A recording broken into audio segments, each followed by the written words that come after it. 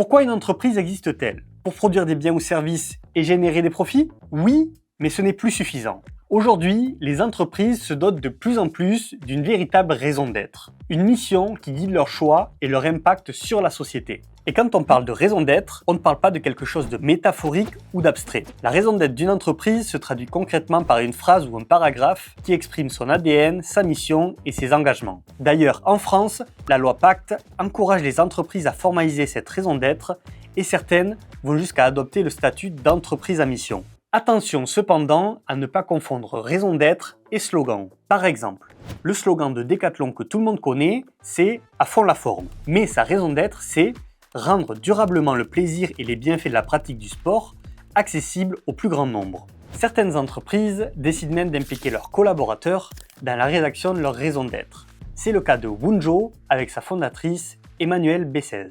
Bonjour, je m'appelle Emmanuelle Bessez, je suis la fondatrice de Wunjo. Wunjo, on est un cabinet conseil et un organisme de formation. On évalue la qualité de vie au travail des individus et des organisations et on les aide à se mettre dans une démarche d'amélioration continue pour avoir chaque jour de plus en plus d'impact et faire en sorte que le travail soit vraiment un lieu d'épanouissement.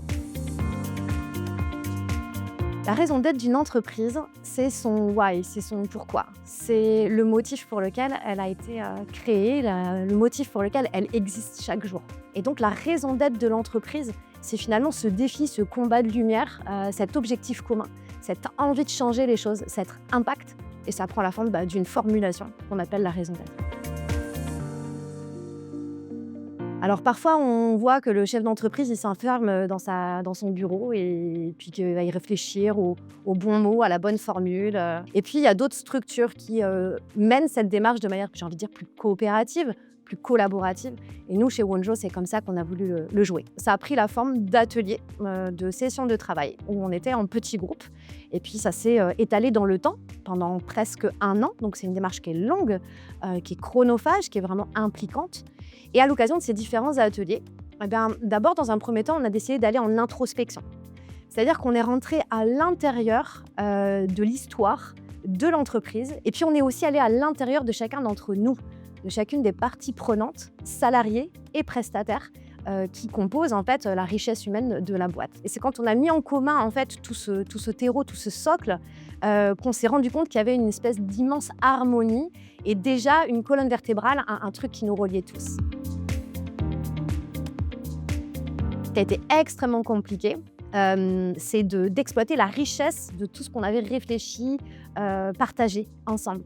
On s'est retrouvés avec une mind map gigantesque avec plein de mots dans tous les sens. On avait finalement un problème de riche. On ne savait plus par quel bout prendre le truc parce qu'au final, la raison d'être, ça doit tenir dans 2-3 phrases maximum. Ça doit être synthétique, ça doit être authentique, ça doit être profondément impactant et clair pour tout le monde.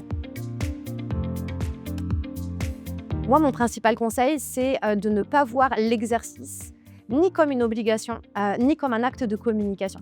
Pour moi, si on fait ça, on est complètement à côté de la plaque. Oui, ça peut être une obligation dans le cadre de la société à mission, mais au final, ça va sonner creux très rapidement et ça sera déceptif et ça va se retourner contre vous si vous faites ça. Et puis, ne pas le voir comme un exercice purement de communication pour exactement la même raison et d'autant plus en marque employeur où quand dans le recrutement, on cherche à draguer du personnel en disant « venez chez nous, vous allez voir, on change le monde ». On a une mission humaniste profondément sociale et ancrée sociétalement.